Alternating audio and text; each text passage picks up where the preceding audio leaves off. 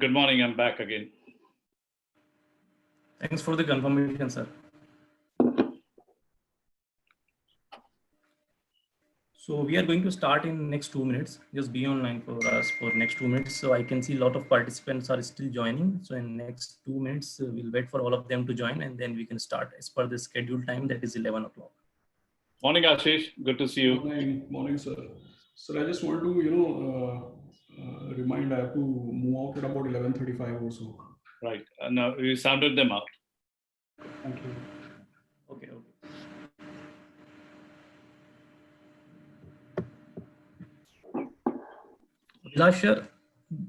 Abhilash sir, you there? Yeah, have you joined the session? Yeah, hi. Hey, Abhilash. Okay, Abhilash sir is also hi. joined. This is the right time to start. Now we can start the session. So hello and good morning, everyone. My name is Mohammad Aslam Sheikh, and I represent National Stock Exchange in Madhya Pradesh region as a business development and client relationship manager. And on behalf of National Stock Exchange, I welcome all the participants and respected dignitaries to this webinar. NSE always look forward to improve the financial literacy among the students, professional, and its investor awareness program. In current pandemic times, we are facing unprecedented challenges and witnessing all-time high volatility in the equity markets. And as per the world famous celebrity investor, Mr. Warren Buffett, be fearful when the market is greedy and be greedy when the market is fearful. Having said that, today we have organized this webinar on one of the most sought after topic during this pandemic, that is opportunities in equity market during COVID-19 times. And today we are very fortunate to have with us Mr. Ashish P. Somaiya, MD and CEO Motilal Oswal AMC, Mr. Viraj Kulkarni, founder and CEO Pivot Management Consulting, Mr. Vivek Kushwa, the director of IBMR IPS Academy, and Mr. Abhilash Mishra sir, CEO of NSE Academy. So with this, may I please request Abhilash sir to give the opening remarks and to introduce the speaker of the webinar. Over to you, Abhilash sir. Good morning, everyone. First of all, welcome to the session today organized by NSE Academy. It's such a pleasure to meet some old friends here and also meet all of you. I hope you all are keeping safe and healthy in the current times. I'm also thankful to Dr. Kushwaha, director of IPS Academy, for giving us the opportunity to create this session today and bring in some of the eminent thought leaders in the industry for the benefit of the entire community. My name is Abhilash. I am the CEO of NSE Academy here for last 2 years. Prior to that, I spent many years in the banking and financial services industry in India. And it's such a pleasure to meet all of you today. Our first speaker is Mr. Ashish Somaiya. Hello, Ashish. Good morning and good to see you after a long time. Hi, good morning. Ashish is an old colleague from the industry and currently the MD and CEO of Motilal Oswal Asset Management. Motilal Oswal AMC is a niche and expert boutique AMC and one of the fastest growing asset management companies in the country. Under Ashish's leadership in last 7 years, the AMC has grown from 1,300 crores of assets to more than 40,000 crores of assets right now. The AMC is found on the fundamental founding principles of buy right, sit tight. So from Ashish, I'm sure you will hear a lot of nuggets about long-term and value investing, which is his passion and area of interest also. Ashish carries with himself more than 20 years of business strategy, management, grooming talent, process-driven sales and distribution, product development, and marketing of investment offerings experience with him. He's passionate about investing, reading, sales and marketing, public speaking, training and teaching, loves traveling and meeting people.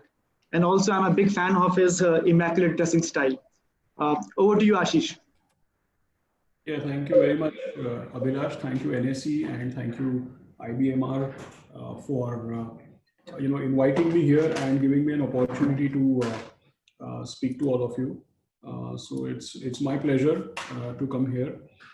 In fact, as far as the topic is concerned, which is about opportunities in equity markets during COVID-19, I should start with one of the recent data, and it is quite coincidental that just this morning I was on CNBC TV18 discussing exactly this particular data point, which is that in this period of COVID, which we've seen 3 months of lockdown, you might be surprised to know that the cash volumes, and my colleagues in NSE will know about this a lot more than me, but the reality is that the culture of investing in equity is achieving newer heights in India in the recent times, and especially in the COVID times.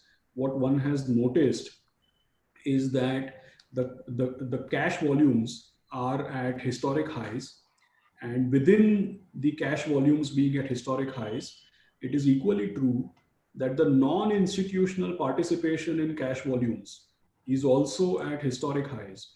So investment in equity shares by the individual investors is at all-time high, meaning that 68% of the cash market volume in the month of June was actually contributed by individual investors, or what we call non-institutional investors. So it's a very rightly defined topic, which is opportunities in equity markets during COVID-19. And interestingly, whether we do a good job of talking or not, if I just go by the market data or industry data, it seems to suggest, stock market data seems to suggest that individual investors are already finding opportunities in the market at this point in time.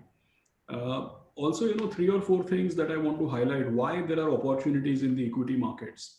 So one clearly is that, in the last 3 months, what has happened is in February, we were somewhere at 12,400 odd on the Nifty, which was our historic high.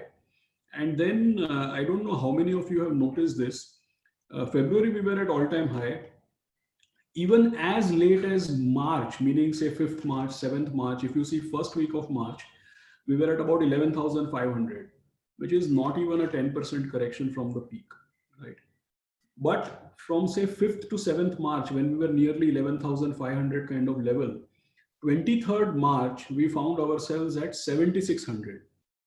Now, usually when, so in a span of 3 weeks, we saw the market decline by about 30 to 35%, which was like a vertical fall. And most people, when these kind of things happen, most people start thinking that, have I invested in the right place? What is wrong with my portfolio? What is wrong with the stocks that I hold? Why is everything falling 30, 40%? So it calls for a lot of consternation, calls for a lot of thinking that, am I in the right place? This is the usual reaction. But the actual cash market volume and the actual behavior of investors seems to suggest that people have actually understood the stock market much better than what we originally give them credit for. Because in the opening remarks also, my colleague from NSE said that when be greedy when others are fearful. And that is what people seem to have done. I'll tell you why, and why they are right in doing that or capturing the opportunity. Because I mentioned to you that 23rd March, we hit 7,600 on the Nifty. Do you know what is remarkable about 23rd March? That's the period when our lockdown was just about to start. 23rd is when I think the lockdown was announced. And when the lockdown was announced, India had 600 cases of COVID. Now just imagine this.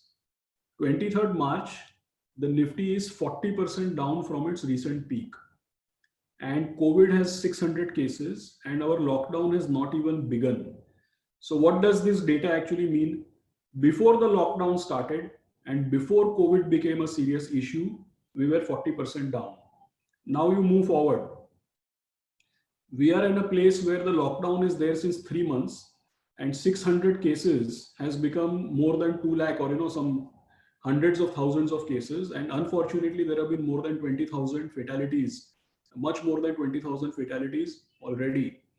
So before COVID started and before the lockdown started, we are 40% down. After the lockdown has prevailed for 3 months and after COVID has become a serious issue, we are more than 30% up. What does this tell you actually? At least it tells me that the big fall in March was not related to reasons in India. The big fall in March was basically because of global reasons, meaning that when the virus started spreading to Europe and US, the panic started because those are the hubs from which global equity investing happens. And in the month of March, there was $100 billion of equity selling. So it's quite natural that if there is $100 billion of equity money which is removed around the world, then 8-9 billion will get removed from India. It's not unnatural. And even before India had any serious impact of COVID, and even before our lockdown started, we just started aping what the rest of the world is doing. And because world over the markets were going down, our market also started to go down. Now, after that, actually, we have 3 months of lockdown and COVID became a serious issue. But this is not about India. If it was about India, then in March, we would not be 40% down. And if this was about India, then right now we would not be 30% up. So while everybody is thinking about the Indian market and deeply analyzing and deeply evaluating their portfolios and evaluating the Indian market, in reality, what is the Indian market doing? It is actually just following the Western or the global trajectories. That first, and by the way, in the month of March, forget India or Europe or US, practically every stock market in the world, it first fell 35 to 40%. And from 23rd March till now, practically every stock market in the world has gone up by about 30-35%. So what is the first thing that I would like to share or recap for you? That world over, all the markets have reacted almost equally. Okay. Now come to the second part. Do you really think that world over all the economies will react equally? The obvious answer is no.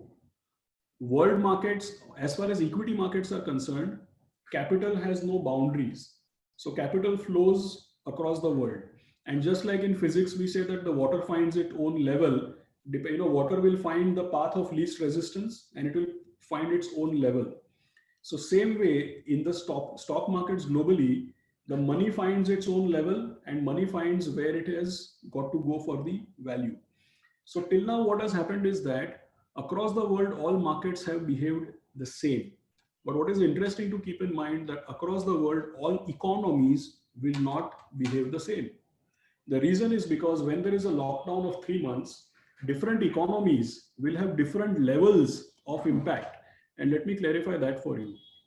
If you see in India, our per capita income is $2,000 US. Out of $2,000 US, about $1,400 to $1,500 is our cost of roti kapda makan or the essentials. Even in this lockdown, as you are aware, when there is a lockdown, milk, food, FMCG items, basics, like clothing, logistics, agriculture, activities allied to agriculture, now trains, aircrafts, what you're finding is that banking, stock market, insurance, mutual funds, what you're finding is that even in a lockdown, there is a limit to how much of a lockdown you can impose. And all the essentials have to go on. But now you see the Western world. There are many countries in the West which actually say, for example, a country like France, 10% of the GDP is tourism. Greece, 22% of the GDP is tourism. So there are many countries in the world who are not at a basic level or an essential level of subsistence. There are many countries, like in countries like India, where it's $2,000 per capita, $1,400, $1,500 is just the cost of food, shelter, and clothing and basic stuff. And disposable income is very low. Discretionary spend is very low. So there is a limit to how much impact a lockdown can have. Now you see the Western world, take US, $62,000 per capita income. My sense is $20,000-$25,000 would be food, shelter, and clothing. And beyond that, we normally say that their standard of living is very high. Discretionary spend is very, very high. So travel, tourism, media, sports, entertainment, luxury consumption, these are the things which are large part of their discretionary spend. And when there is a lockdown, obviously there is no sports and media entertainment and no movies being released and no Hollywood, and there's no travel, tourism, no luxury spending, nothing of the type.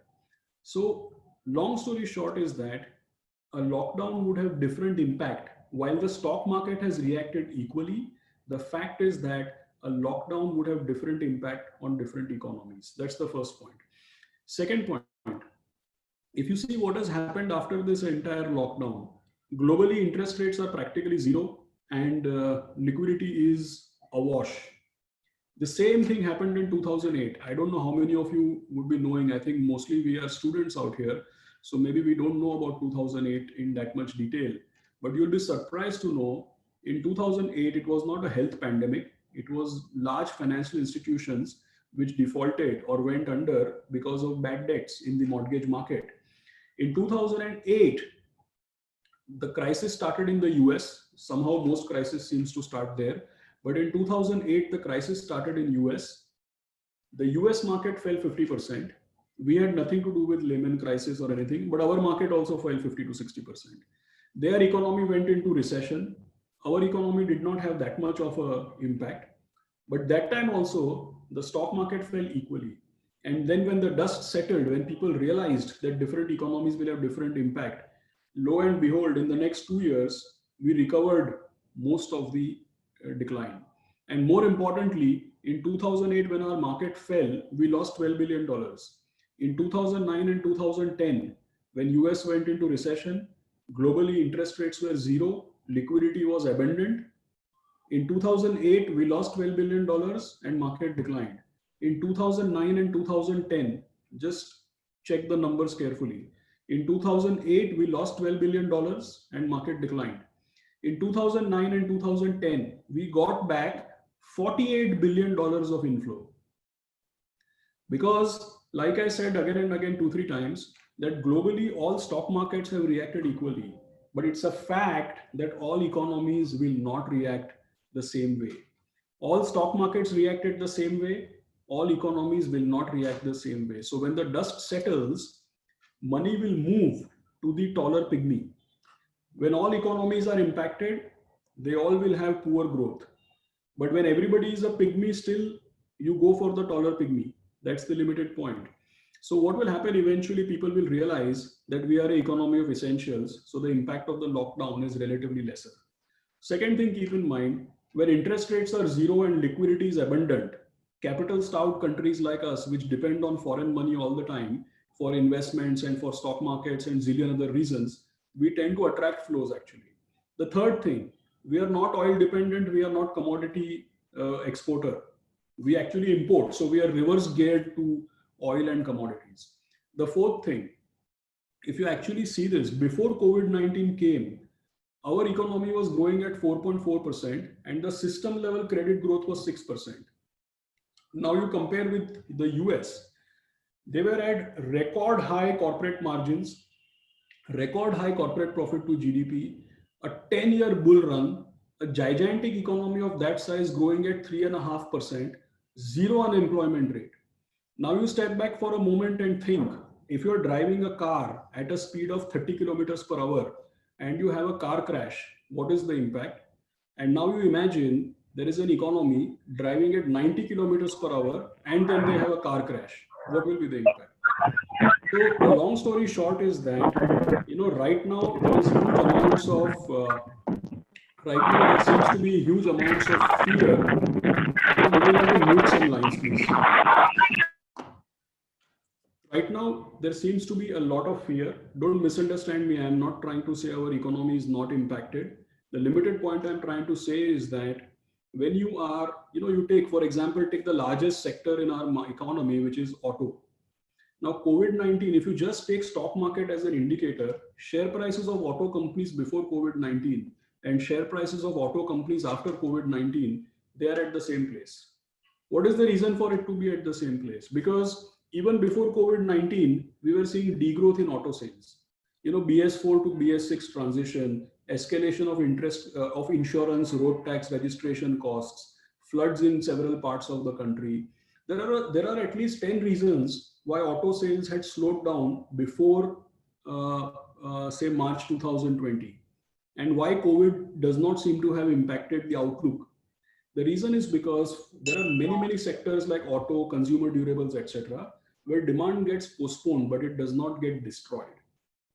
The other important thing, at the end of the tunnel after COVID-19, what we are finding is that we'll practically have very high liquidity and very low interest rates. And I think banks have no choice but to start lending, because if you keep giving deposits to banks and banks have to keep money with RBI at 3-4%, then it's a losing proposition for them. In fact, if they don't lend, they might actually find escalation in NPAs as an arithmetic, because NPA is a ratio where the denominator is your total loan book. If you don't grow your loan book, then as a ratio, NPA automatically starts rising. So long story short is that my understanding is there are abundant amount of opportunities related to the fall that is brought down by COVID. A lot of people are overly pessimistic.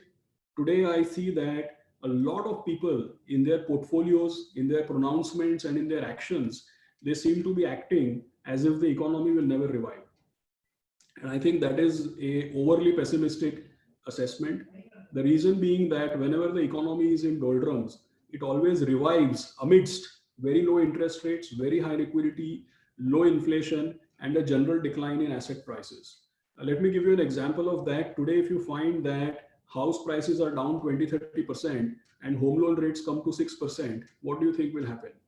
If somebody wants today, automobile companies are running schemes which say that take the car today, start paying next year. Some companies running a scheme saying take the car, just pay 4,000 right now, and 2 years later we will see how much EMI has to be paid. So generally, when asset prices decline, interest rates decline, liquidity is abundant, inflation is low, those are the kind of environmental conditions in which a bottoming of the economy takes place and a revival actually kicks in. So I think the next couple of months, you might see some ups and downs because it's obvious. First quarter of FY21, we've almost spent in a lockdown. When the second quarter of FY21 comes, then we will see how bad the things are. My guess is how bad the things are, a lot of it is already in the price. That's what my guess is. Some things are in the price, some things will take us by surprise. So next couple of months, maybe there'll be some ups and downs. I think every correction will have to be used as an opportunity to get in, because my sense is that we are beginning a new economic cycle. In last 3 to 4 years, the only thing that banks and institutions in India have done is to clean up. So whether it was RBI's asset quality review or demonetization or GST or RERA, or unfortunately the ILFS default, the whole NBFC related crisis, I think one after the other, everything that has happened has been just an exercise of cleaning up. There are no companies with bad balance sheets that can survive. There are no companies with bad governance that can survive. There are no zombies floating around anymore.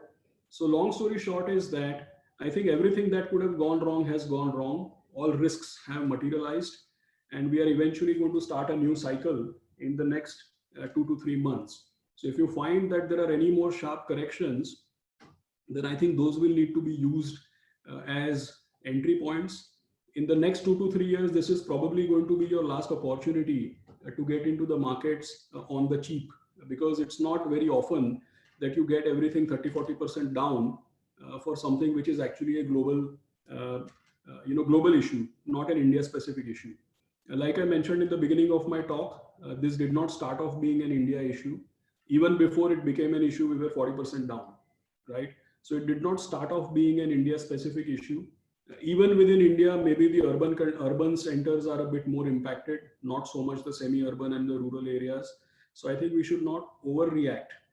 Nowadays, what I'm seeing is that every sentence is either starting or ending with one phrase. And what is that phrase? Situation on the ground is very bad.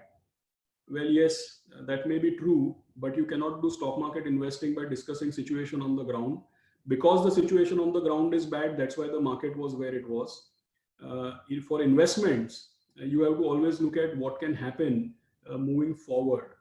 Just like you don't drive a car with the rearview mirror, the same way investing cannot be done with an eye on the rearview mirror. So these are my thoughts. Thanks for listening me out. I think there are abundant opportunities out there. It's not a time to be overly pessimistic. I think the most common mistake that people do is that when markets are booming, they look for opportunities. And when markets are in doldrums, they look for risks. That's the wrong way to look at it. When markets are booming, you have to think where the risk will come from. And when markets are in doldrums, then you have to think that what opportunities we are probably missing out. So this is a time to actually look for opportunities. There are abundant opportunities out there in practically every sector. Leaders of multiple sectors are quoting at significantly low levels. So opportunities are there everywhere. I think it just needs a keen interest from investors to participate, and to participate with a healthy long-term perspective in mind. So that's where I land. Thank you for the opportunity. I'll hand back to Abhilash. Many thanks, Ashish. That was so wonderful. After many years, listening to you, and also thank you for sharing your experience and wisdom from right from the trenches, from where the action is happening. So I really appreciate you giving us a correlation between Indian and global markets, also giving us step-by-step timeline as to how the entire COVID situation and the impact on the markets unfolded. I think it's for all of us, including me and everybody on this call and students, I think that's a wonderful reflection on how to assess any market situation, and how these situations in the marketplace, be it today, be it 2008 or the dot-com crisis, actually unfolded. And as you rightly said, this is the time probably to look at the markets, manage personal financial plans, look at the risk associated, think long-term. And I think majority of the, participants today are young graduates looking at entering into the job world. I think simple life plans or financial plans like this through systematic investment plans, and they have longer time to now plan for the retirement and eventual life goal and financial goal. I think this is a great time to start small, put small monies through their monthly savings or the part-time work or the first job that they get. It's often a phenomenon that once we enter a job world, the first thing we want to buy is a bike or a car or a house. But I think funneling that small chunk of money, not taking a loan at this moment, but trying to invest into long-term financial goals, I think is the way forward. And I think what you have suggested is certainly a wonderful strategy to look at the future. Thank you for your confidence in the markets and also for sharing your insights from the ground up. Thank you so much, Ashish, for your time. It's been wonderful listening to you. Thank you very much. Thank you. I will move on to our next eminent speaker today. Abhilash, if I can just come in. Sure. Since Ashish has got to go for another meeting, and I guess we still have 10 minutes or 7 minutes. If somebody has questions for Ashish. Oh, yes, that will be wonderful. Yeah, sorry. That would be good, right? Yes, sure. Okay, so maybe we do that and then I can come in. Sure. Thank you. Students, if you have a question, you can unmute yourself and you can ask the question to the speaker.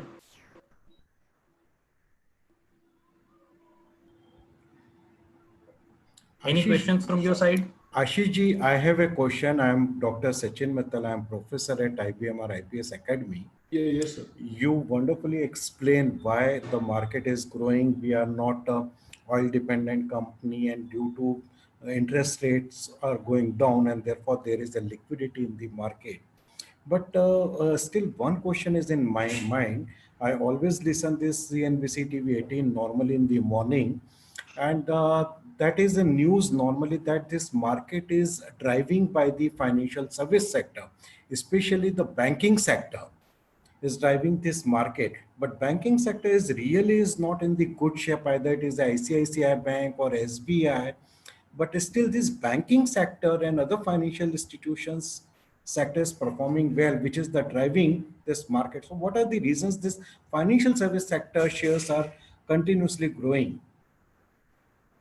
Actually, sir, first is that financial services itself is now, okay, not in the past, but in the recent times, financial services sector itself has become a very broad sector. So within financial services, what we typically look at is lending financials and non-lending financials. So clearly you are alluding to the lending financials, which is the bankers and the NBFCs. Whereas on the other hand, the first thing I would like to clarify that the non-lending financials, they are actually growing because of this financial inclusion and financialization of savings and all those kinds of trends. So there is a different set of reason why asset management companies, insurance companies, broking companies, the exchanges, right? Like one exchange is listed, the second one is likely to get listed. There are many, many businesses in the non-lending financial services sector. Like we have depositories listed, like CDSL is listed, for example, right? So the non-lending financials, they are growing for a different set of reasons. Even in this fall, what happened? Everybody started thinking BFSI will be impacted, and rightly or wrongly, even insurance company share prices crashed. And then all the insurance company share prices came up saying, "Ke bhai, inka kya lena dena bank ke saath." So that's a separate thing. Now come to the banks, which was the crux of your question. Now, as far as banks are concerned, look, as soon as the lockdown is announced, the first and foremost conclusion that people will draw is that, okay, so there will be a lot of businesses and a lot of people who will not have revenues or salaries. If they don't have revenues or salaries and they have costs, then how will they pay their EMIs, right? And immediately the Reserve Bank also announced that, okay, no EMIs, there is a moratorium. But the implicit assumption somewhere is that moratorium matlab paisa nahi aayega. See, because if all your borrowers are availing of a moratorium, then one of the conclusions can be that a moratorium is my privilege. Reserve Bank has said there is moratorium, so moratorium is my privilege, so I will not pay. Second is, I can pay, but I want to preserve my liquidity, so let me use the moratorium, I will pay later. Third is, I am genuinely in trouble. So see, the moment this lockdown came, all banks' share prices fell 50-60%. Why? Because there is an assumption that सब कुछ default हो जाएगा, सब NPA हो जाएगा, जितना moratorium है कुछ वापस नहीं आएगा. अब now 3 months have passed.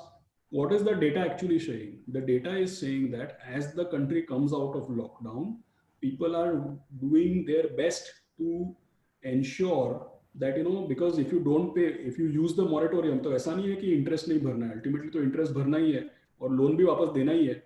So what is happening? The data actually shows that now the moratorium, loans under moratorium is steadily decreasing. As the economy comes out of lockdown, people are paying. Meaning मैं नाम नहीं ले रहा हूं, लेकिन बड़े बड़े NBFC है जिसका 100% कारोबार अनसिक्योर्ड लेंडिंग का है, उनका मॉरेटोरियम 30-40% था, उनका मॉरेटोरियम भी 15% पे आ गया. अनसिक्योर्ड है, फिर भी सबने दे दिया पैसा वापस.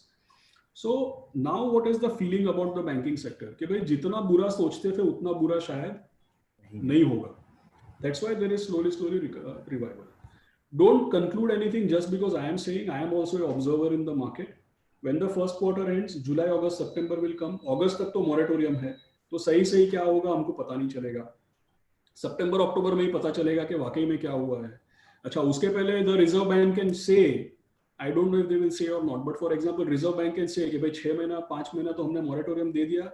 अब हम क्या चाहते हैं कि for all the big loans, please review the terms and conditions. और उसको बोलो कि भाई तुम्हारा लोन का मैच्योरिटी 2021 में था, ठीक है, 1 साल निकल गया ये लॉकडाउन में, तो चलिए इसको 2022 कर देते हैं. इंटरेस्ट रेट घट गए हैं तो 10 का उसको 9 कर देते हैं. So that's called restructuring. So as far as banking sector is concerned, one part of this thing is that because the economy has been in lockdown, there have been uncertainties. Slowly uncertainties are coming out, and RBI has also effectively supported the system. So it's a good thing which is happening. So far so good. That's how I will put it. When the lockdown started, people were in absolute pessimism. बहुत गिरावट आई, अब एक तरीके का revival चल रहा है.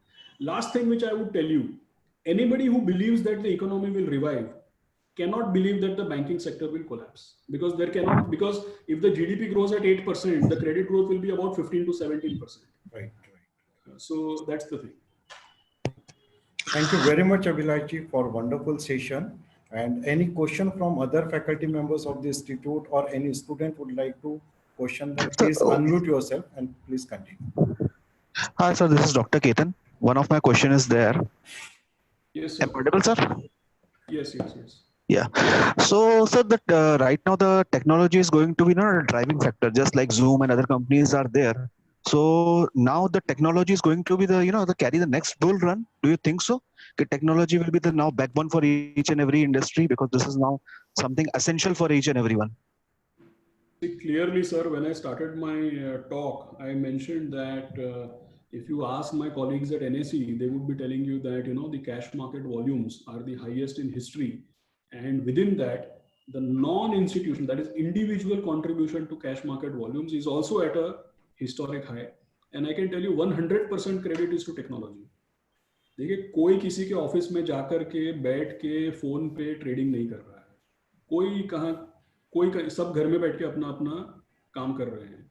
सो कभी तो मुझे डर लगता है, कभी मुझे लगता है कि जैसे बैठे बैठे अमेजोन पे ऑर्डर प्लेस कर देते, वैसे शायद बैठे बैठे बाजार में कुछ ऑर्डर प्लेस कर रहे हैं. ऐसा मेरे को डर लगता है कभी, because this is far more serious than ordering something on your favorite e-commerce platform, because this needs more thinking. Like Abhilash said, it needs financial planning, etc. Long story short, I completely agree with you that in the last 10 to 15 years, there has been a trend for more digital adoption. There has been a trend for more technology adoption.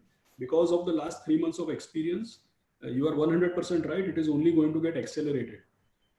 जो चीज लोग सोचते थे कि भाई हमको, जैसे हम सोचते थे दैट हमको ऑफिस में आने की क्या जरूरत है, वर्क फ्रॉम होम करना चाहिए, बिजनेस सेंटर में से काम करना चाहिए, हमको सारा का सारा काम हमारा वीडियो कॉन्फ्रेंस पे, जैसे हम महीने में 2 बार, मैं खुद महीने में 2 बार मीटिंग्स के लिए दिल्ली जाता था, तो अब मैं ही सोचता हूँ कि मुझे हर महीने में 2 बार दिल्ली जाने की क्या जरूरत है, राइट? बिकॉज आधा काम तो अभी भी हो रहा है फोन, ये कॉन्फ्रेंस पे।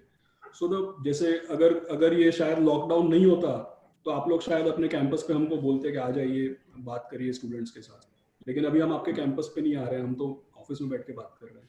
सो there is no doubt that there is acceleration, but what types of technology companies, that one has to really think, because you look in India, we have service providers and we have consulting companies. Do we have that many product companies? That one has to really think about. There are product companies also, like engineering R&D. India is a great source. There are certain, like IoT. There are product companies in India which are working on IoT or enablement of IoT. So it depends which technology we are talking about, but adaptation has to go up.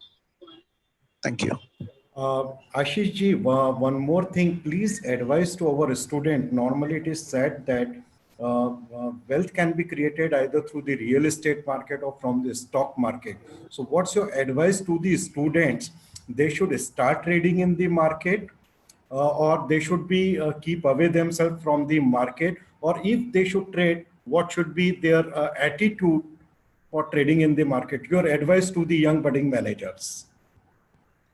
Trading needs a lot of sophistication. It's not easy. So I think that if you're a student, then you should do, something like mutual funds, or, even if not mutual funds or SIPs like Abhilash mentioned, the least you can do is to at least, if you're dabbling directly yourself, then at least, buy some good companies, blue chip companies, well-known companies. जहां से भी आपको समझ में आए, आप start करिए। समझिए आपके पेरेंट्स का या फैमिली बिजनेस समझो ऑटो एंसिलरी का है, तो आपको थोड़ा बहुत ऑटो के बारे में पता है, तो आप ऑटो कंपनीज के शेयर्स की स्टडी कर लीजिए। समझो आपको ऐसा लगता है कि भाई मुझे बैंकों का कारोबार समझ में आता है, तो आप बैंकों का थोड़ा बहुत स्टडी कर लीजिए। So start from a place which you are familiar with, start from a place जो आपको रीड करने से समझ में आ जाएगा। अब सबसे पहले आप जाके कोई फार्मास्यूटिकल फॉर्मुलेशंस की कंपनी खरीद लेंगे, कुछ कहीं सुनी कहीं पे हो जाएगी, तो जिसके बारे में आपको पता नहीं है, आपका कॉम्पिटेंस नहीं है, वो आप ले लेंगे, फिर उसका शेयर का दाम ऊपर क्यों जा रहा है, नीचे क्यों जा रहा है, किसने क्या बोला, उसमें डिस्ट्रैक्शन हो सकती है। So most important thing is that either you start with mutual funds or you start on your own with a sector or companies which you are familiar with, जहाँ पे पढ़ाई करने से आपको समझ में आ जाएगा. So that's the right way to start. Trading definitely comes a little bit later, because I personally think that trading needs more sophistication. It needs a lot of experience. It needs a lot of understanding of risk. It needs understanding of statistics, and many other tools are required. So I personally feel trading is tougher than stock picking. That is my personal opinion. There are many people who may not think that way, but at least that's how I think. Thank you, sir. Thank you. I think one more faculty member, Gunja Thakur, is interested to ask one question. Is there. Yeah. This is Dr. Tarannum. I would like to ask one more question. Hello? Yes, please. Yes. Hello. Yes, Yeah, my please. question is that we've seen Nifty at the level of 7,511 in the month of March, and there was a lot of panic at that time in the market. Since that time, we've seen a V-shaped recovery, and the Nifty is around 10,800 odd levels, and it might reach to 11,200 level.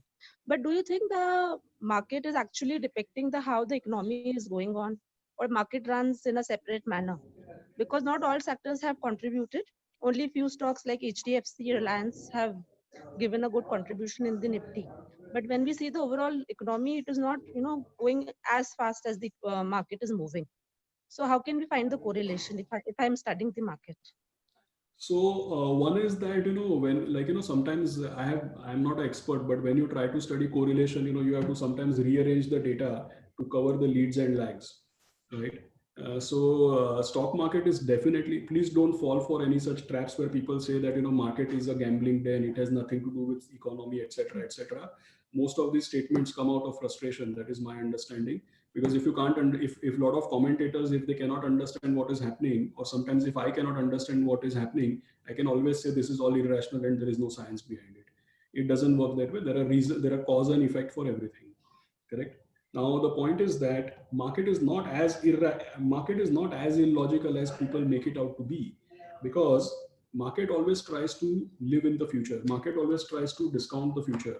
In the last 4 to 5 years, there have been multiple attempts where there has been a feeling that the economy is reviving and it is coming out of doldrums. But there have been many surgical interventions, like RBI doing this asset quality review and wiping out 10 lakh crores of banks' capital. That's the amount of NPA, right? Some of it being restructured, some of being recapitalized, etc., etc.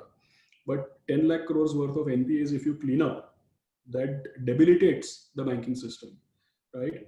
Then you have announced demonetization. Then you have announced RERA, then GST.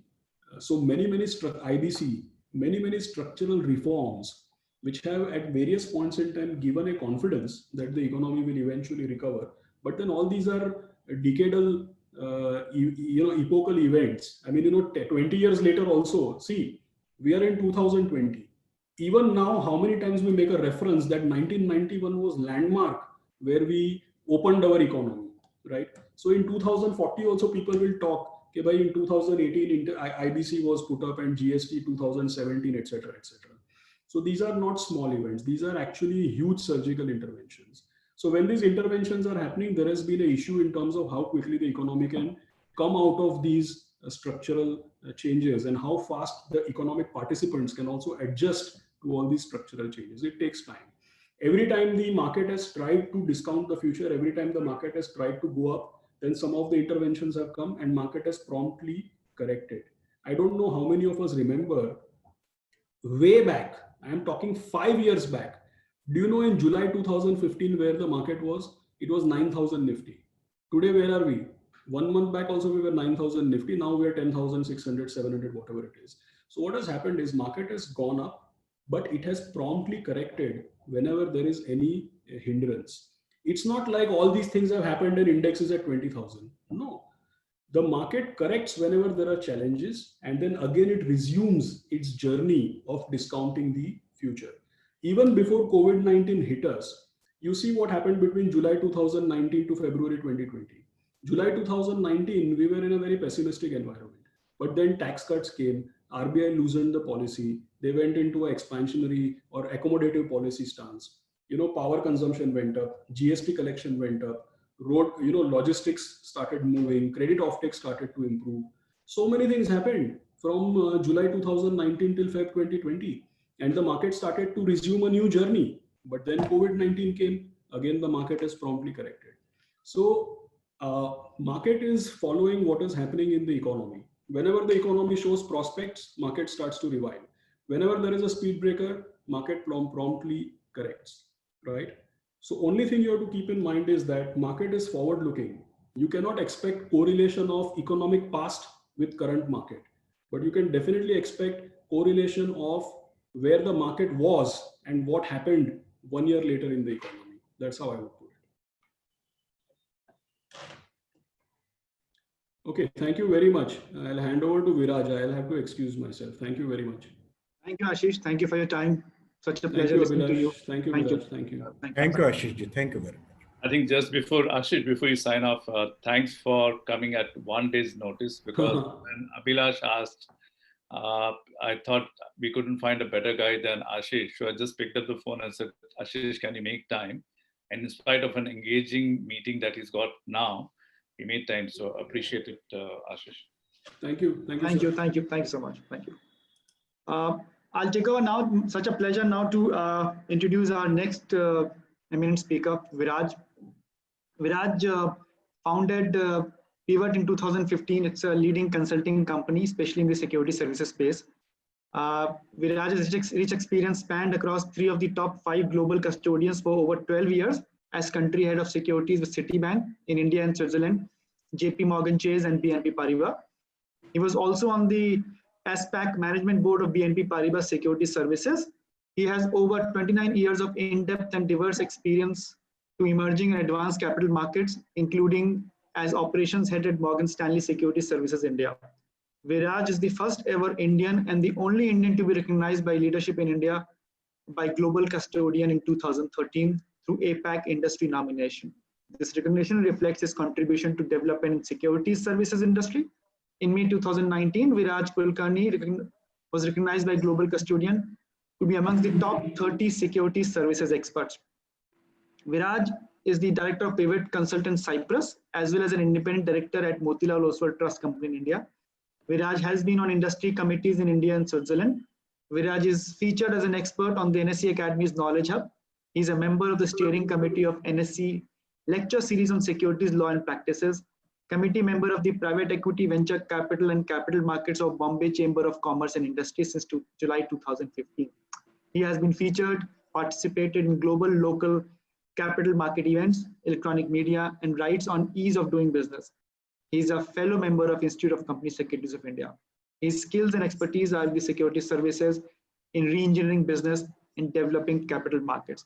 Thank you, Viraj, for agreeing to be part of this initiative with the IPS Academy. I welcome you on board and look forward to listening to you. Thank you so much. Right.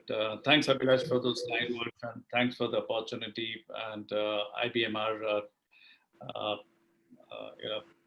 for this opportunity to speak and to learn probably. So let me, put some disclaimers. So this disclaimer comes from a fact that 30 years ago when I got married, and and probably 10 years later when my designation on my business card showed securities services. So my father-in-law, who's a coffee planter, was a coffee planter, is no more. His first thought was, did he give his daughter to a guy who was in charge of the security, business, the, what we call watchman business. So his first question was, security services, matlab, are you going to be heading some watchmen's and all that? And I had to explain to him, security service is not about, watchmen, it is all about stock markets. So, yeah, so the reason is so that in case, as we go ahead, as you will hear me, it should not be another thought process that security services means, he's running a security company and what is he doing here? So the security services industry globally is a $120 trillion business. Yeah, so $120 trillion business, and of which only about 1.2 trillion is in India. Just to give you a flavor of what is the size of the business in India and where it is. India as a stock market, as we know, we can talk between 2.2 trillion or 2.5 trillion, and this is the size of the market cap. The market and everything that I'm talking is in dollars.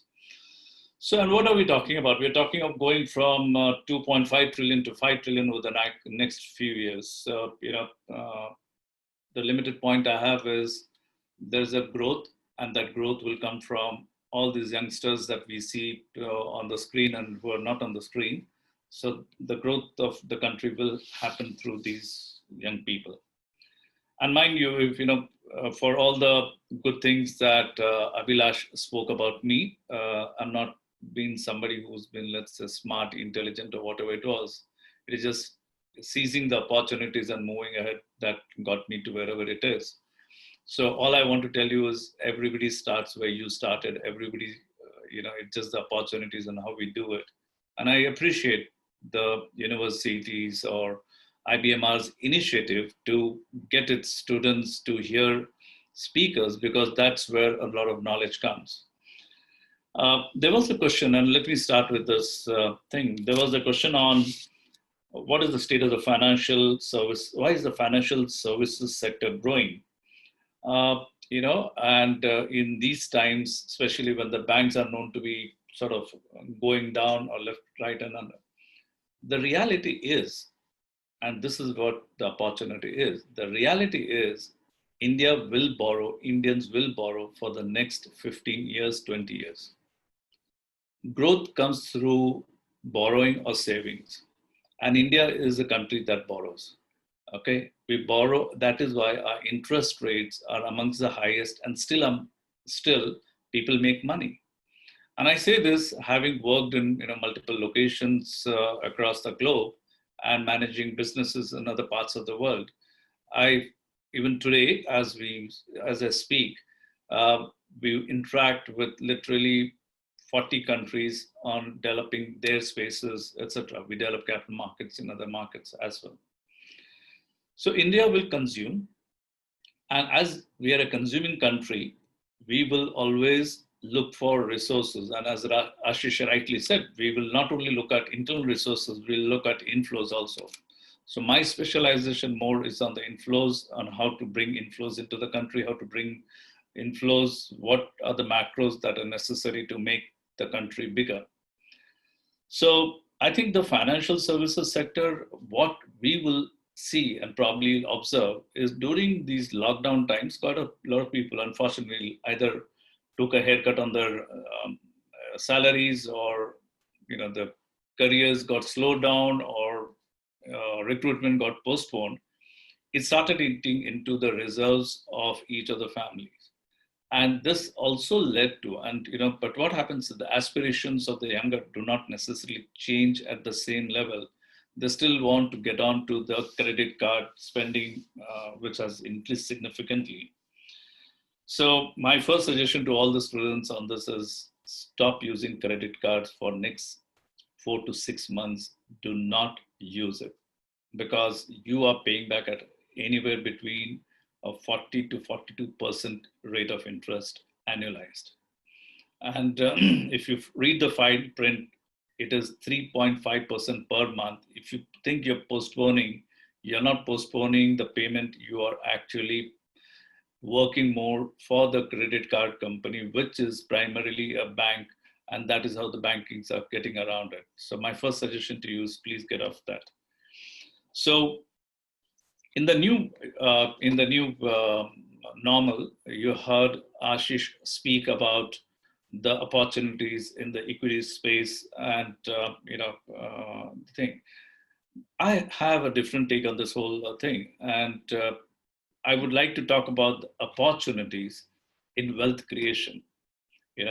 And wealth creation, one of the factors is naturally equity markets, then you can call real estate. So there are 4 different markets that work, as you may be aware of. It's the bullion market, the real estate, the oil, and the other commodities, and then the equity market, which is also the debt.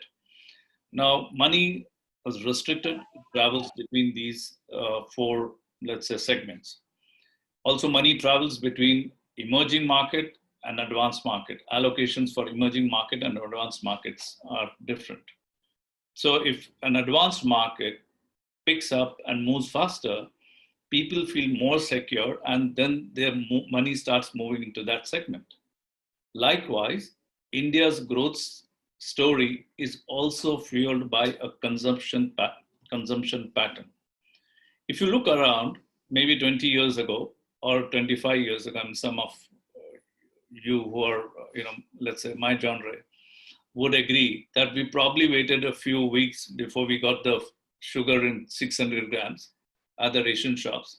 My daughter doesn't know how, that there was a patla sa sugar and there's a mota sugar. Then they don't stand in a queue. Or we used to have we used to go for a dalda, wait for, and as if it was, God had thrown from heaven, and then we used to go and take it. These times have changed, which means today a youngster changes the phone with every new model which has come. The consumption pattern is changing. It will change further. We are essentially a consumption country. And that's why the world wants us. That's why every single market wants us. So when do you become a consuming country? When you have an ability to spend and an ability to earn, which has grown significantly. Let me take a step back and then talk about the capital markets. So way back 1992, I then used to work for the Bombay Stock Exchange. We were in a scenario where the country was good for 6 weeks of fuel. We did not have anything beyond that. And there was Mr. Narasimha Rao, the Prime Minister, trying to do his best to see that we get inflows. Little later came in the National Stock Exchange. The Bombay Stock Exchange was the premier stock exchange. It did everything that it was needed to raise capital since 1875. But over time, it lost on the transparency that was needed for creating confidence. Believe me, 1992, the size of the market was on market cap was $200 million. Indian capital market, $200 million. What came? NSE. What did it do? Basically, it went on to become amongst the top 5 stock exchanges of the world, and the number 1 in the derivatives, and opened up a lot of technology-driven and transparency-related solutions, which led to the growth of the capital market.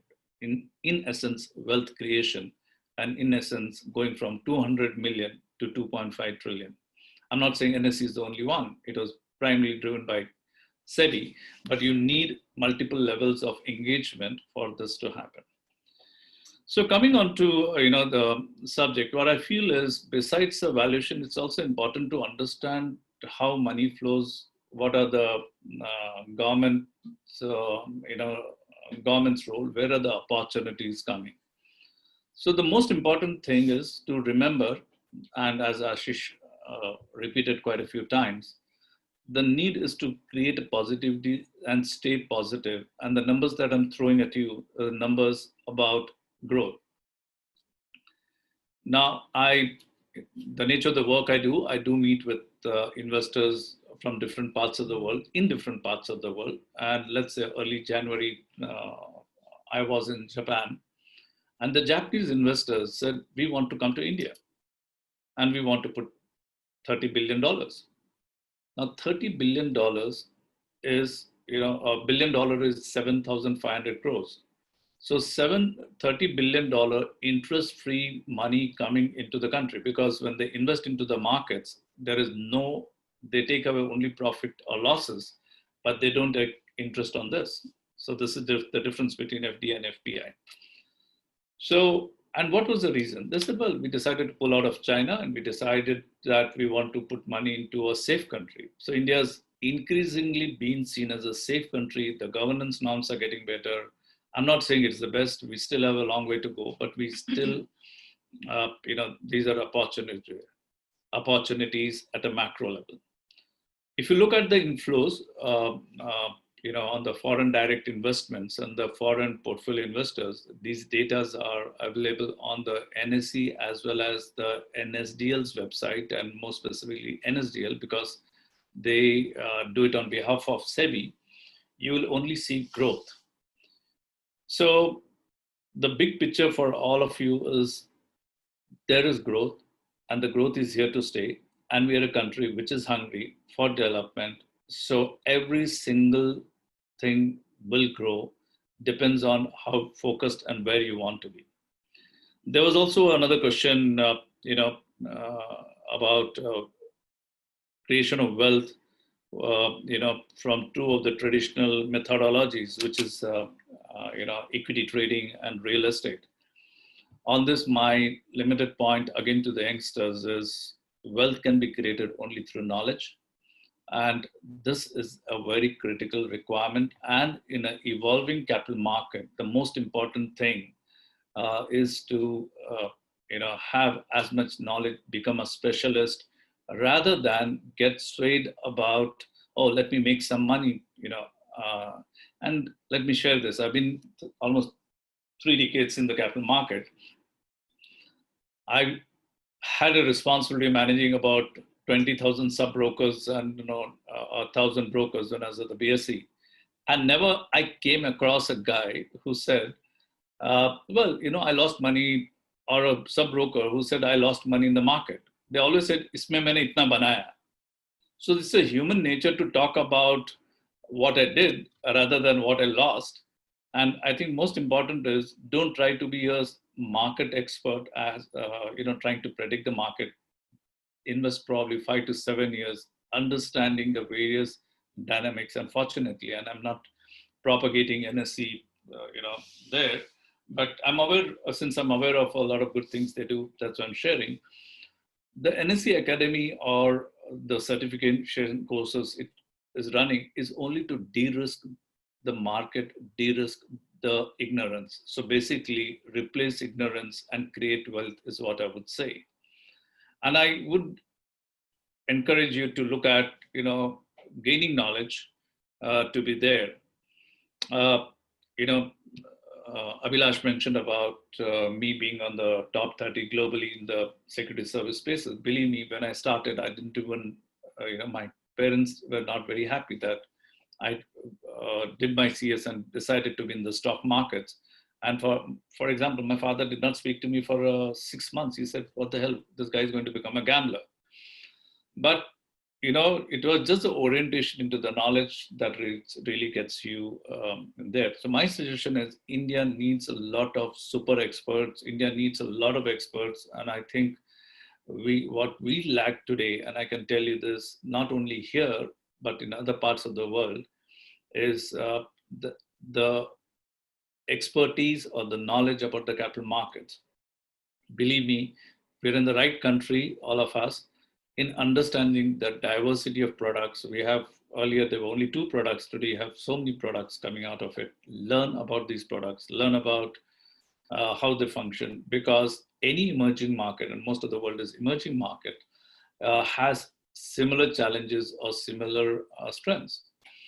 And I'm reminded of something that we did in what everybody calls a frontier market sometime back, which was Saudi Arabia, which invited us to help develop their mutual fund segment. And believe me, the underlying was saying people wanted to create wealth, or people wanted to sort of unlock wealth. So stock market is not a negative, stock market is a positive. Stock market creates valuation. Stock markets has created a valuation of $110 trillion globally and growing. And so my suggestion and view to every one of you is, as you get more and more into the segment, and there are multiple segments, when I come across a youngster and I do this sort of, talking with a lot of youngsters to just understand better, the first thing I hear is, oh, I want to be an investment banker. Everybody wants to be an investment banker, believe me. And I wanted to be the security services fellow guarding the building, security. So investment banking looks great. Investment banking has a limitation, but believe me, there are multiple diverse opportunities. You could be in broking, you could be in custody. Custody, the world's most profitable business, custody business, is in India. That is why you have 18 custodians in this market. This is a very specialist industry, and huge opportunities. The world's custody back office is India. So effectively in India, a lot of MBA students or get into this world, which services the $110 trillion globally. I'm not exaggerating when I say at least 500,000 youngsters as yourselves are gainfully employed in the custody industry, processing for the world from different parts of this country. And it gives them opportunities to travel to the rest of the world, to talk about it, to deliver that. So when it comes to opportunities at a macro level, India has a lot to offer. India, yes, the hiccups will always be there. The hiccups are caused sometimes by policies, but consistency in policies is emerging over the last 15 years. And more importantly, we should really not be bothered about the China-India story. I mean, seriously, I'm not getting political, but more importantly, because we're a consuming country, every country needs us. And look at China, wealth creation leads to consumption. If you have money, you'll buy. If you don't have money, you'll use a credit card, but you'll still buy. So when you're buying, somebody has to make it to sell. But when you stop buying, which is what happened with the world in the last 4 months, a lot of us went to the basics. We did not really get into the other, let's say, thrills and frills that make us happy. Somebody who was producing that, and it was primarily China, stopped.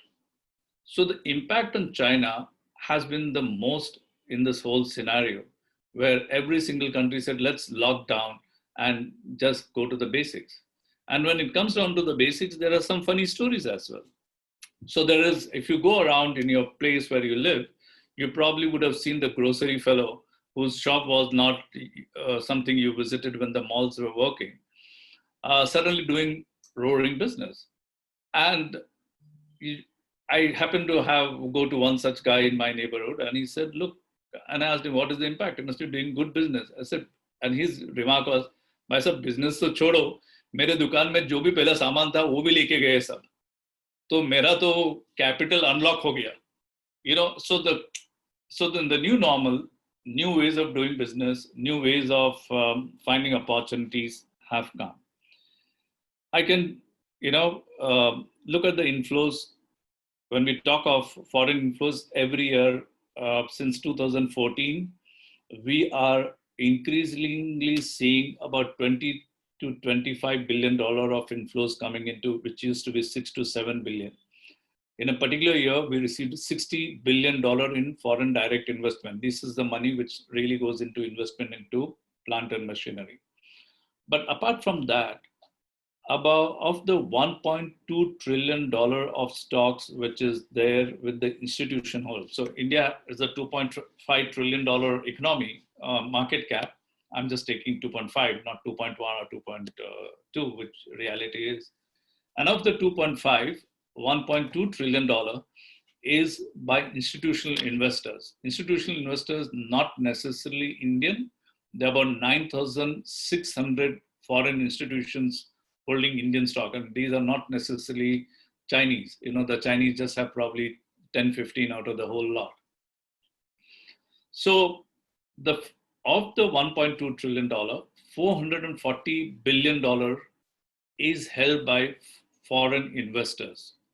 And they need people who understand the local market. They need people who understand this. So that is where there's a job opportunity in the segment, whether it's broking, whether it is custody, whether it is depository services. So the capital market is here to stay. It is here to grow. It is only, as Ashish rightly said, this is an industry which doesn't look into the rear view mirror.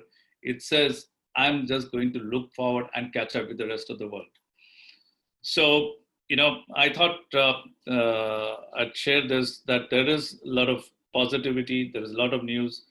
Ignore the small hiccups. Look at where money travels. Money travels when there is a greater ease of doing business. We do a lot of work on growing things. So I would urge you, every student, to think every opportunity where you get to improve something, it could be something in your daily life, it could be something in anything, is an opportunity that leads to wealth creation.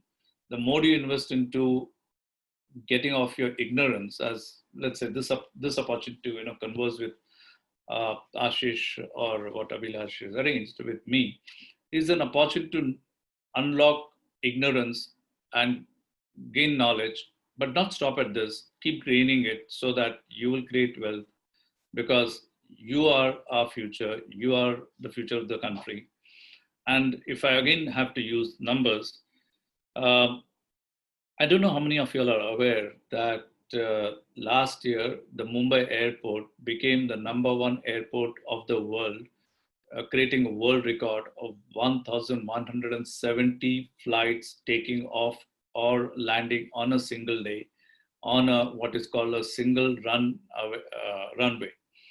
Nothing like this only means people want to come to us. And believe me, there's a lot of money coming even into the country. It's a matter, so there are opportunities. Yes, there are concerns among the student community. Will I get a job? Will I be employed? Will I get a salary? Yes, I think I would like to sort of, stop at this point saying, yes, there is, stay patient, it will happen. But in that patient period, don't be negative. Don't stop investing in learning. I think this few months, we all have to get into as much learning, because India has nowhere to go but to march forward. So with this, I rest my thoughts, and over to you, Abhilash. Viraj, thank you so much. Really appreciate your forward-looking and encouraging talk. In fact, these are signs of times which are unprecedented, but you having so many years of experience having witnessed so many market cycles and the challenges and the opportunities that have emerged over time, I'm sure the audience here will find a lot of relevance as they step into the future jobs and careers, and also for explaining the securities and custody services business to all of us. It's a growing field, and as you mentioned, India is the backbone of the world custody services. As we grow further and the first time inclusion of investors both in India and outside increases to the markets, and India especially has a demographic dividend, which means we have the largest earning population, which is between 16 and 60 years of age. I think for next 10, 15, 20 years, this is a space to look at. And you rightly said, just looking at private equity investment banking as a career option, there are many, many ways to actually step into that long-term journey and create a path by assisting organizations as they raise capital or ensure that the interest of the investors, both domestic and international, is safeguarded. Thank you so much. I really appreciate. I have my colleague Ashish Goyal, who is the head of the Western Zone office. I would ask him to share some of his thoughts. He has been here on the call for some time, and also give a vote of thanks and conclude the meeting today. Over to you, Ashish. Yeah, very good afternoon. I think this is one of the meetings that I have attended over a period of time. IBMR has been our partners for almost 5 years now, and the amount of enthusiasm, the amount of clarity they have, and their willingness is of a very significant nature. Thank you, Ashish Somaiya, for your insights and inferences. Some were very specific and very thought-provoking. And I think the faculty and the students have largely benefited out of that. Mr. Viraj Kulkarni, in fact, I think I should be attending your seminars, because the figures that you talk about are of quite importance, and the whole picture comes out very beautifully out of that. Thank you for your valuable knowledge sharing. NSE Academy and IPS Academy are partners, as I told you. We have been working for last 5 years, and NSE is quite proud of its association. In fact, you are our biggest partner in Central India, if I can add on that. Together, we have worked on n number of initiatives, including expert seminars, certifications. I think we should take this journey forward in terms of practical exposure, in terms of informal learning, in terms of NSE live terminal training and all that. I thank Dr. Kushwaha. I hope he is there in this program. I thank all faculties and students. We are looking forward to work with you. We are a financial market participant, and we believe in a lot of knowledge, awareness, and education in financial markets.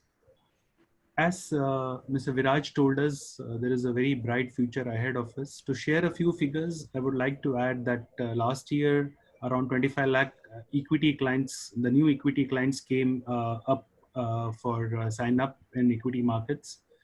This year, almost 10 lakh we have already done in a matter of 3 months. So things are quite good. Even in terms of retail participation, retail taking part into that equity markets, the figure has gone up by as big as 50% this time. So that is a very significant thing that is happening. The cash market turnover, the equity derivatives turnover are at a new peak. So NSE has been organizing a lot of sessions, and IPS Academy and IBMR have been partners in a few. We are coming with a very good series from this Saturday onwards, where we are doing 4 programs for equity investment, especially for working professionals and students. So I would be sharing the detail with IBMR management to invite all of you to this programs, the series. This series will be taken up by Mr. Prakash Diwan. NSE team and Mr. Diwan's team has worked very exhaustively to come up with this program. Thank you, Abhilash. Your presence makes all the difference, and we look forward to more such opportunities to work with IBMR. Thank you, everyone. This is from me. Thank you. Ashish, thanks, Ashish. Before anybody signs off, if I just thought if anybody's got questions, I would be happy to take that. Yeah, please. In fact, yesterday I had requested Aslam, if there are any queries from any of the students, happy to take that. And I was looking forward to queries. So Yes. happy if there's anybody who's got something to ask. Yeah, please. Yeah, Yes, I sir. I'm think sure the some students having faculty and lots some of- students have some questions. Please go on, sir. Please go on with the questions. Ashish ji, sorry, Viraj ji, one student is asking the question, what impact will COVID-19 have on corporate earnings? Okay, I think, one is consumption has fallen. So because consumption has fallen, everybody's production does get impacted. And so there will be a new way of, doing business. Obviously, costs have also been cut significantly. So in the short term, corporate earnings will be lower than probably last year's in certain segments, whereas certain segments, so not all segments will have a flat behavioral pattern. So I would say in the new normal, which is the abnormal 6 months, there will be an impact, but thereafter the stronger will survive. I think Gunja ma'am is asking some question. Gunja ma'am. Yes, sir. Good afternoon. Sir, is this the right time to liquidate the reserves and deposits we are already having? That's an interesting question. So very interesting question. So if I got your question right, is it a good time to liquidate the deposits, fixed deposits, and look at equity? Am I right? Yes, sir. Okay. So if you look at the behavioral pattern of the equity market and the deposit segment, why did we in the past put money in fixed deposit? Because we wanted to secure our saving and yet earn some money.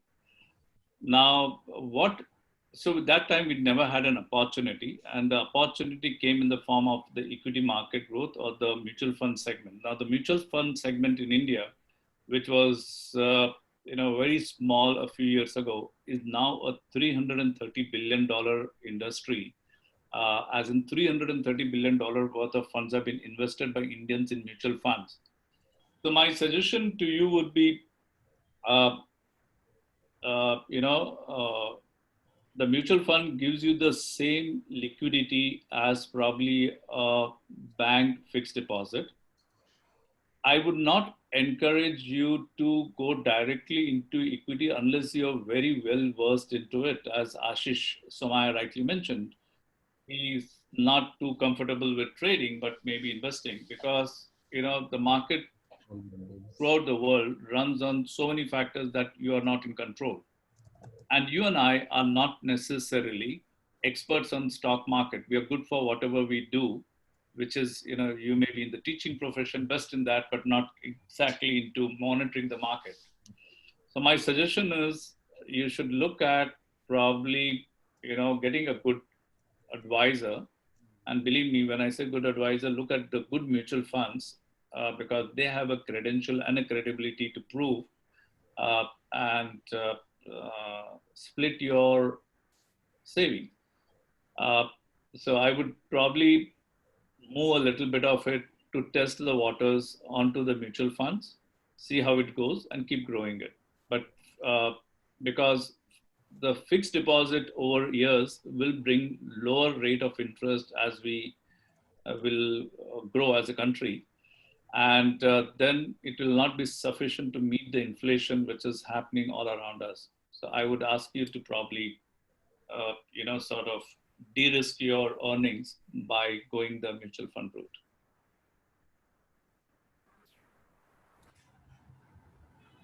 One student, Yash Purohit, has a question. Yash, please go ahead. Please ask your question. Hello, Viraj sir. Can you hear me?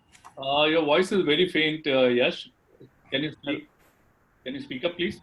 Yes, sir. Good afternoon, sir. Now you can hear me, sir? Nice, but it can be nicer. So, okay, go ahead. Sir, I have a question. Can't be it a bull trap, sir, as we are seeing a correction in the market right now? Mm-hmm. As Ashish sir said first, मतलब sir कि जब stock Sensex or Nifty, if we talk about the indexes, it is taking a correction, but can't be a bull trap, because if मतलब अगर Warren Buffett की अगर अपन portfolio देखें, सो he is मतलब investment के ऊपर नहीं ध्यान दे रहे हो, he is bit of selling purpose, मतलब उनने एयरलाइंस के शेयर्स, बैंक के शेयर्स और भी अदर कंपनीज के शेयर्स सेल किए। So sir it could be possible कि ये रिसेशन का टाइम है, मतलब ये बुल ट्रैप हो सकता है जो अभी करेक्शंस हो रहे हैं। अच्छा यश, ये बात तो सही है कि the whole world is under recession, okay, पर रिसेशन है बोल के लोग खाना खाने तो बंद नहीं कर देते। Something will have to work. Warren Buffett is buying and selling not necessarily Indian stock. अभी अमेरिका में अगर चले जाओ तो आपको तो रोड एंड रेलवे तो दिखेगा ही नहीं, है ही नहीं उधर। Actually you know I have been going there so many times. तो उधर के जो आम जनता है वो करे क्या, वो तो फ्लाइट से जाता है। तो अगर फ्लाइट ही बंद हो गया तो he will liquidate. So it is all dependent on the segment and the country and the environment which it impacts, which will make the thing.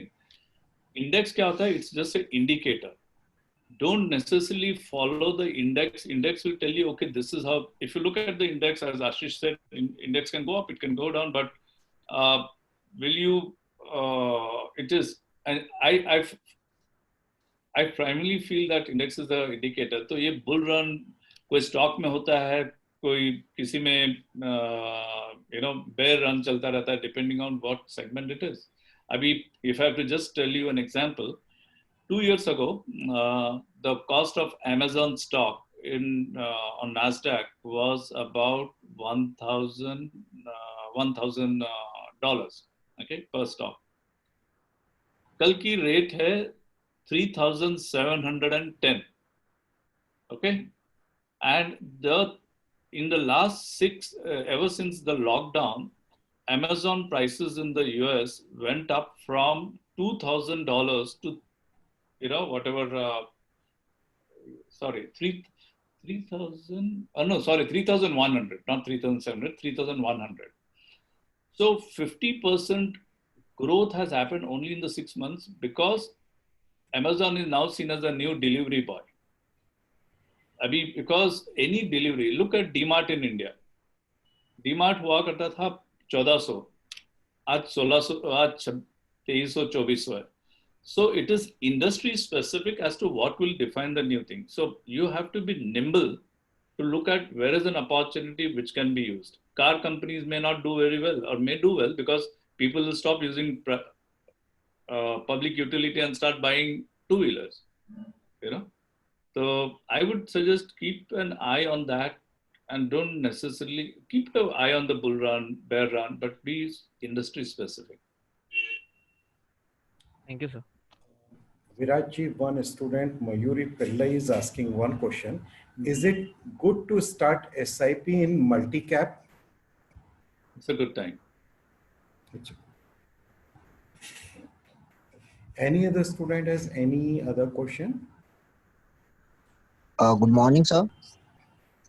Yep. Sir, as we like अपन लोगों ने सबने investment या फिर foreign direct investment या फिर FPI के बारे में बात करा. इस समय मतलब चाइना के अगेंस्ट सब लोग का डिस्ट्रस्ट है कि वहां से इन्वेस्टमेंट पुल आउट हो रहा है और रेस्ट ऑफ द वर्ल्ड में या फिर स्पेशली वियतनाम या फिर अदर कंट्रीज में वो इन्वेस्ट करने जा रही है कंपनीज, जापानीज कंपनीज या फिर वेस्ट की भी कोई भी कंपनीज हो. तो अभी इंडिया के पास इतनी अच्छी अपॉर्चुनिटी पर अपन उसको ग्रेब नहीं कर पा रहे. तो कुछ रीजंस इसके पीछे की इतना अच्छा अगर अपॉर्चुनिटी है तो फिर भी अपन उसको मतलब क्यों नहीं ला पा रहे कंट्री के अंदर, मतलब कुछ रीजंस क्या, कहाँ पे अपन फेल हो रहे? Mahindra, very good question. Okay, very good question. और ये चीज है क्योंकि अगर तो क्या होता है, तो लास्ट 20 साल से मेरा मेन काम रहा है to bring inflows into the market. तो वेदर रघुराम राजन जी मेरे साथ आते थे या चिदम्बरम जी आते थे या अभी हाल ही 2 हफ्ते पहले the Maharashtra government said what can we do to bring inflows in the country. इसके कई कारण रहते हैं. तो first thing is basically whether it is Vietnam or all these Philippines, उधर क्या होता है, एक छोटा देश होता है, उनके ना लॉज प्रोसेसेस बहुत फास्ट उन लोग चेंज कर देते हैं. हमारे यहाँ ना it's a process because we are too much of a democracy. We have too many rules and regulations before somebody comes into the market. तो हमारे को जब तक हम इसको ईज नहीं करेंगे, जब तक हम लोग को नहीं बताएंगे कि ये हमारे यहाँ बहुत आसान हो गया है, जो हम नहीं करते हैं। हमारा हाल ही इनफैक्ट 2 हफ्ते पहले एक चीफ मिनिस्टर्स ऑफिस के साथ मेरी मीटिंग थी और मैंने ये बोला कि Maharashtra contributes 40% of the tax of the country. पर क्या होता है, महाराष्ट्र से डेलीगेशन बाहर जाती है, मिल के आती है, बट उसके बाद एक कॉल रिपोर्ट लिखा जाता है कि मैं इसको मिल के आया। पैसे उसके लिए नहीं आता, पैसा ये देखता है कि how many times you go and create a confidence in him. And unless you keep creating confidences through your actions, people will not invest into him. तो ये चीज में हम लोग अभी भी बहुत पीछे हैं. We are not great at marketing, and that is where the youth of you have to concentrate on कि हम कैसे बेचेंगे, हम क्या बेचेंगे, हम ईज कैसा है. We only talk problems. So मेरा कहना है कि मोदी जी ने आत्मनिर्भर तो कहा, ठीक है, बट हमारा लेबर लॉज ऐसा है कि वो उस पर निर्भर है एंटरप्रेनर. सो बहुत सी चीजें हैं चेंज करना है, but I think the government is realising it. और इतने भी फिलीपींस होने तो एक चीज याद रखो, फिलीपींस हो या वियतनाम हो, उनके पास इतने आबादी नहीं है जो प्रोसेस कर पाएंगे जितने अपने पास है. हमारे पास लोग हैं, हमारे पास यूथ है, और ये यूथ जो प्रोसेसिंग कैपेबिलिटी है, 12-12, 14-14 घंटा आप लोग काम करते हो, मैंने कितने जन को देखा हूँ, they are actually bringing growth of the country. So I'm not really not worried about them, but मैं आपके बात से सहमत हूँ कि ये चीज जरूरी है कि we should do faster. Sir एक और मेरा क्वेश्चन था कि मतलब अभी गवर्नमेंट ने मतलब गारंटी कर रही है, गवर्नमेंट जो 20 लाख करोड़ का पैकेज आया उसमें काफी सारा मतलब लोन या फिर चीजें दी, मतलब क्रेडिट दी जा रहा है पब्लिक को बहुत कम इंटरेस्ट रेट पे. तो क्या फ्यूचर में ये सब जाके एनपीए बन जाएगा? और अगेन जो ट्रिबल अभी बैंक्स ने फेस करा था, बहुत सारा एनपीए फिर गवर्नमेंट भी फेस कर रही है अपने बैंकिंग इंस्टीट्यूशन, तो वो वापस अपने फ्यूचर में मतलब अपने लिए प्रॉब्लम हो सकती है एनपीए वाली? क्योंकि जो अभी लोन दे रहे हैं वो हो सकता है कि मतलब जिन लोग की कैपेबिलिटी नहीं है उसको पे बैक करने की, वो लोग भी लोन ले ले और वो फ्यूचर में मतलब बैंक्स को मतलब दिक्कत करे. महेंद्र, आप बहुत बढ़िया क्वेश्चन पूछते हैं. मेरे को लगता है ये तो आप मोदी जी को पूछना चाहिए. So but that was in a lighter when. ये बात सही है कि देखो, ये स्टिमुलस देना जरूरी था, क्योंकि आप और हम ठीक है थोड़ा अच्छा क्वालिटी ऑफ लाइफ लीड कर सकते हैं, पर एक ऐसा सेगमेंट है जिनकी रोजी रोटी और credit worthiness is on a daily basis. उनको सपोर्ट करना भी जरूरी है, because that is also part of our society. ये जो पैसा है, हो भी सकता है कि पैसा वापस नहीं आए, ये है, पर अगर पैसा नहीं आए तो हम जैसे लोग हैं, हमारी रिस्पॉन्सिबिलिटी बन जाती है कि ठीक है और थोड़ा सा ज़्यादा मेहनत करेंगे और थोड़ा देश में पैसा लाएंगे. तो आई एग्री विथ यू कि हो सकता है पूरा पैसा नहीं आए, but it was known that it may happen that way, and most of it has gone to let's say the weakest section of the thing. तो उस पर ज़्यादा सोच विचार करने के बदले हमें ये करना है कि हम कैसे और इनकम लेके आए, हम कैसे बनाएं. ये बनाना तभी देश स्ट्रांग होता है. अभी आपको एक छोटा एग्जांपल देता हूँ, आप समझ जाइएगा. तो एक देश को हम लोग डेवलप कर रहे हैं, उनके कैपिटल मार्केट्स. ओके, तो हमारे की रिक्वेस्ट आई थी, can you help us develop a market. तो ये said okay fine, it is a European country. हमारी पर कैपिटा इनकम, इंडिया की per capita income is 1800 euros. If I to talk in euro terms, 1800 euros is per capita income of Indian. उस देश का जिसने हमें बुलाया था, उसका पर कैपिटा इनकम था 22,400 यूरोस. 1,800 versus 22,400 Euros. तो वेल्थ क्रिएशन में तो हमसे काफी आगे निकले हुए थे. और भी कहना, और कैसे इंप्रूव कर सकते वो देखते हैं. अगर ऐसे ऐसे देश सोचता है कि मेरे को और भी स्ट्रॉन्गर बनना है, तो हमें 1800 से 3000 तक जाना मेरे को मुश्किल नहीं लगता है. This is where we have to change our thinking. What can we do to create wealth? So this is where, Mahendra, I'll rely on you to create that $3,000. Okay, thank you, sir. Thanks a lot. Viraj ji, really thank you very much for sharing this knowledge and the time. You have rightly said that takeaway message from your session is that knowledge is power which can create the wealth.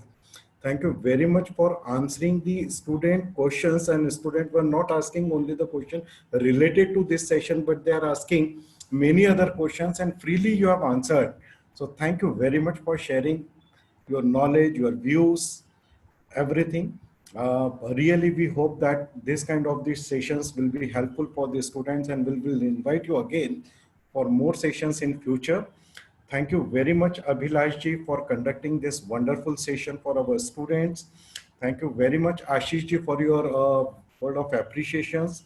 And thank you very much, Aslam ji, for moderating this session and provided this opportunity to interact with all these experts, and given this opportunity to all the faculty members and students of IPS Academy. So it is really, thanks is a small word for sharing this knowledge.